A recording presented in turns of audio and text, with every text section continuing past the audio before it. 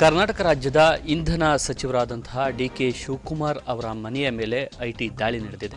ಸಂಸದರಾದಂತಹ ಸುರೇಶ್ ಅವರ ಮನೆ ಮೇಲೂ ಕೂಡ ಮತ್ತೆ ಅವರ ಕುಟುಂಬದವರು ಅವರ ಆಪ್ತ ವಲಯವನ್ನೇ ಟಾರ್ಗೆಟ್ ಮಾಡಿಕೊಂಡು ಈ ಒಂದು ಐಟಿ ದಾಳಿ ನಡೀತಾ ಇದೆ ಅಂತಕ್ಕಂತಹ ಆರೋಪ ಕೇಳಿ ಬರ್ತಾ ಇದೆ. ಇದ್ರ ಬಗ್ಗೆ ಡಿ.ಕೆ. ಶಿವಕುಮಾರ್ ಅವರ ತಾಯಿಯವರು ಮಾತನಾಡೋದಕ್ಕೆ ನಮ್ಮ ಜೊತೆಲಿದ್ದಾರೆ. ಅವ್ರು ಏನು ಹೇಳ್ತಾರೆ ಇಡೀ ಐಟಿ ದಾಳಿ ಬಗ್ಗೆ ಕೇಳೋಣ. ಅಮ್ಮ ನಮಸ್ಕಾರ. ಈಗ ನಿನ್ನೆಯಿಂದ ಒಂದು ಇಡೀ ಕರ್ನಾಟಕದಲ್ಲಿ ತುಂಬ ಚರ್ಚೆ ಆಗ್ತಾ ಇರ್ತಕ್ಕಂಥ ವಿಚಾರ ಅಂದರೆ ನಿಮ್ಮ ಮಗನ ಮನೆಯ ಮೇಲೆ ದಾಳಿ ಆಗಿರ್ತಕ್ಕಂಥದ್ದು. ಏನು ಹೇಳ್ತಿರಿದ್ರು?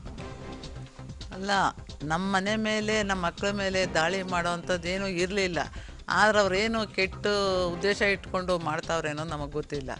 ಆದ್ರೆ ಅವ್ರು ಮಾಡ್ತಾ ಇರೋದು ಸರಿಯೇ ತಪ್ಪೆ ಅಂತ ಅವರೇ ವಿಚಾರ ಮಾಡಿ ನೋಡಬೇಕು. ಯಾಕೆಂದರೆ ಮಾಡಿದ್ರು, ಏನೋ ನಮ್ಮ ಮನೆ ಮೇಲೆ ಮಾಡಿದ್ರು, ಬೇಡ ಅಂತಲ್ಲ.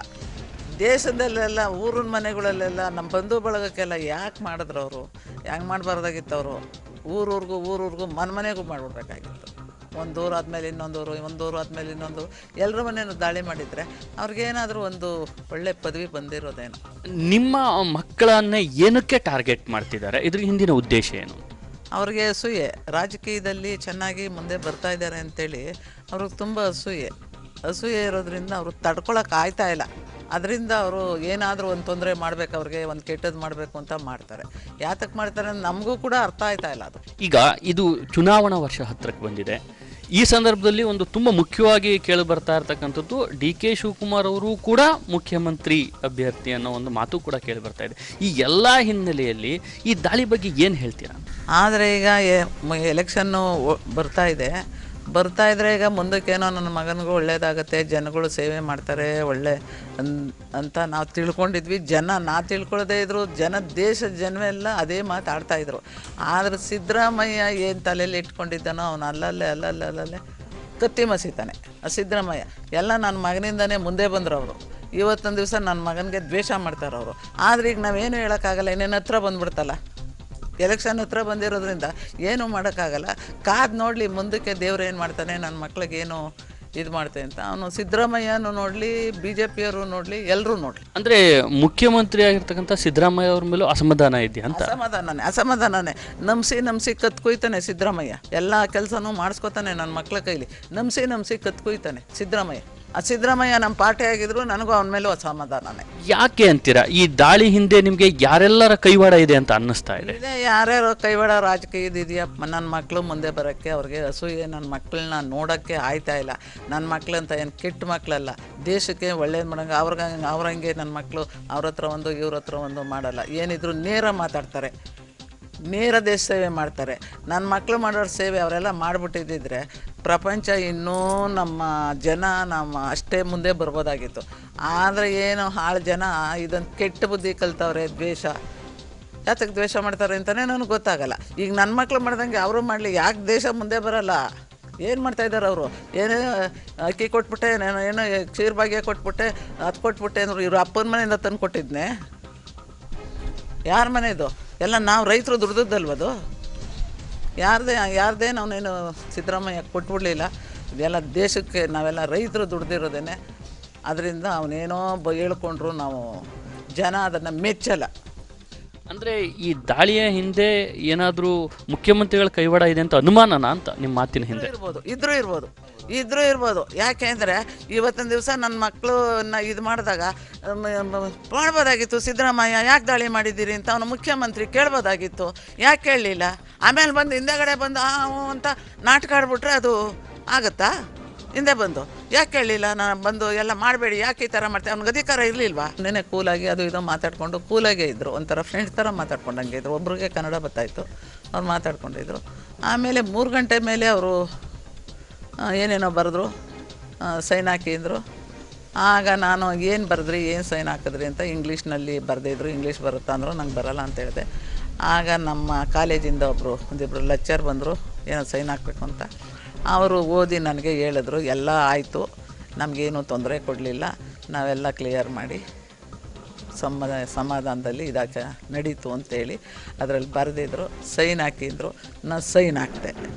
ಸೈನ್ ಹಾಕಿದ್ಮೇಲೆ ನನಗೆ ಈ ದಾಳಿ ಅನ್ನೋದೇ ಗೊತ್ತಿಲ್ಲ, ಯಾವ ಥರ ಅಂತ ಕೂಡ ನನಗೆ ಗೊತ್ತಿಲ್ಲ, ನನಗೆ ಅನುಭವ ಇಲ್ಲ. ಆಮೇಲೆ ಗೊತ್ತಾಯಿತು. ಆದಮೇಲೆ ಸ್ವಲ್ಪ ಹೊತ್ತಾದಮೇಲೆ ಅಮ್ಮ ಬನ್ನಿ ಇಲ್ಲಿ ಬನ್ನಿ ಅಲ್ಲಿ ಬನ್ನಿ ಅಂತ ಅಂದರು. ಆವಾಗ ಸರಿ ನೋಡೋದ್ರಲ್ಲಿ ಎಲ್ಲ ನಾವು ಇದು ಮಾಡಬೇಕಮ್ಮ, ಶೋಧಿಸ್ಬೇಕು, ಏನು ಇದು ಮಾಡ್ಕೋಬೇಡಿ ಅಂದರು. ಆಯಿತು, ನಿಮ್ಮ ಡ್ಯೂಟಿ ನೀವು ಮಾಡಿ, ಏನಾರ ಶೋಧಿಸ್ಕೊಳ್ಳಿ, ಏನಾರ ಮಾಡ್ಕೊಳ್ಳಿ, ನೀವೇ ಮಾಡಿ, ನಾನೇನು ಬೇಕಾಗೇ ಇಲ್ಲ ಅಂದೆ. ಇವ್ರು ಇದ್ದಾರಲ್ಲ ಸಾಕು ಅಂದೆ. ಇಲ್ಲ ನೀವು ಬನ್ನಿ ಅಂದರು. ನಾನು ಒಂದೆರಡು ಕಡೆ ಹೋದೆ, ಯಾರು ತಿರ್ಗಾರ ಅವ್ರ ಜೊತೇಲಿ, ಸರಿ ಮಾಡ್ಕೊಳ್ಳಿ ಅಂತೇಳಿ ಎಲ್ಲ ಮಾಡಿದ್ರು.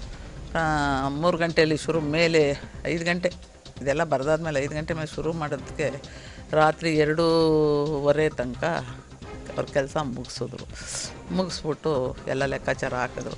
ಸ್ವಲ್ಪ ದುಡ್ಡಿದ್ದು ನನಗೆ ವಾಪಸ್ ಕೊಟ್ಟರು. ಏನು ಸಿಕ್ಕಿಲ್ಲ. ಸರಿ ಖುಷಿಯಾಗಿ ಬರ್ತೀವಮ್ಮ ಅಂದರು.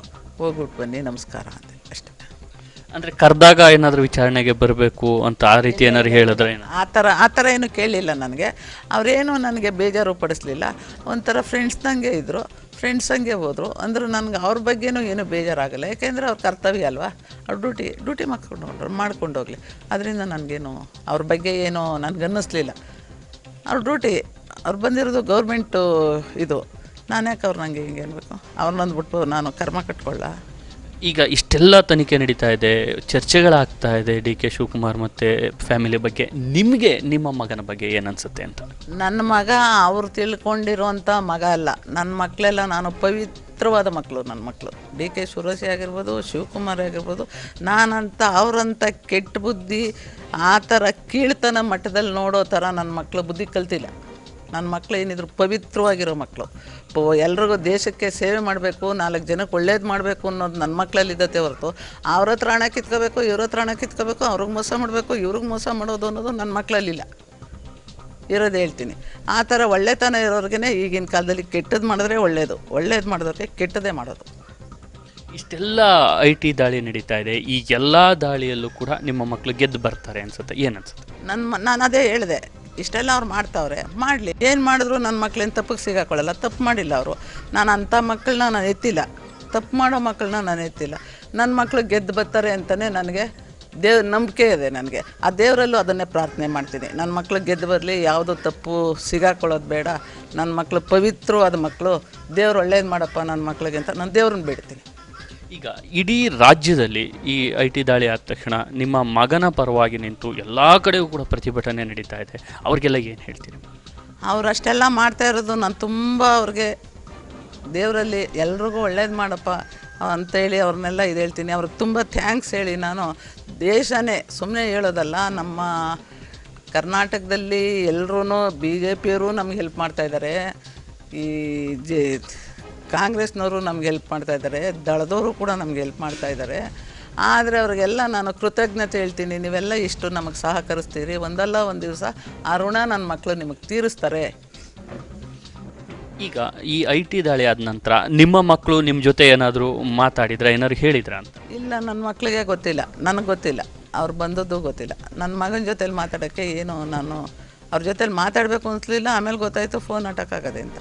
ಸರಿ ಮಾತಾಡೋಕ್ಕಾಗಲ್ಲ. ಮಾರನೇ ದಿವಸಕ್ಕೆ ನನ್ನ ಮಗ ಫೋನ್ ಮಾಡಿದ್ರು, ಅಮ್ಮ ಏನು ಇದು ಮಾಡ್ಕೊಂಬಿಡಿ, ಹೆದರ್ಕೋಬೇಡಿ, ನೀವು ಏನು ತೊಂದರೆ ಏನಿಲ್ಲ, ನೀವು ಧೈರ್ಯವಾಗಿರಮ್ಮ ಅಂತ ಹೇಳಿದ್ರು. ಆಯ್ತಪ್ಪ, ನಾನು ಧೈರ್ಯವಾಗಿ ಇದ್ದೀನಿ.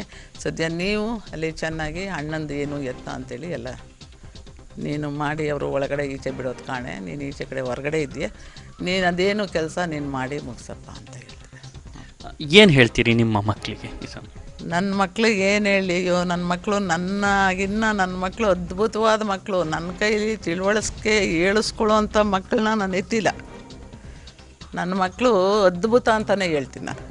ಒಬ್ರಿಗಿನ್ನೊಬ್ರು ಹೆಚ್ಚೇ ಹೊರತು ಕಮ್ಮಿ ಯಾರೂ ಇಲ್ಲ.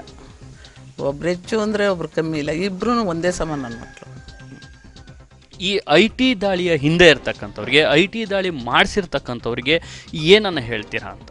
ಅಯ್ಯೋ, ಯಾರು ಮಾಡಿಸ್ತಾರೆ? ಮೋದಿ ಮಾಡಿಸ್ತಾ, ಏನೋ ಇದು ರಾಜಕೀಯದ ಬಗ್ಗೆ ಮಾಡವನು ಅನುಭವಿಸ್ಕೊಳ್ಳಿ ಬಿಡಿ. ಇವತ್ತಲ್ಲ ನಾಳೆ ಅದ್ರ ಪ್ರತಿಫಲ ಅವನು ಊಟ ಮಾಡ್ತಾನೆ ಅನಿಸುತ್ತೆ ನನಗೆ. ಇದಿಷ್ಟು ಡಿ ಕೆ ಶಿವಕುಮಾರ್ ಅವರು ಹಾಗೂ ಡಿ ಕೆ ಸುರೇಶ್ ಅವರ ತಾಯಿಯ ಮಾತಾಗಿತ್ತು. ನಮ್ಮ ಮಕ್ಕಳು ಯಾವುದೇ ರೀತಿಯ ತಪ್ಪನ್ನು ಮಾಡಿಲ್ಲ.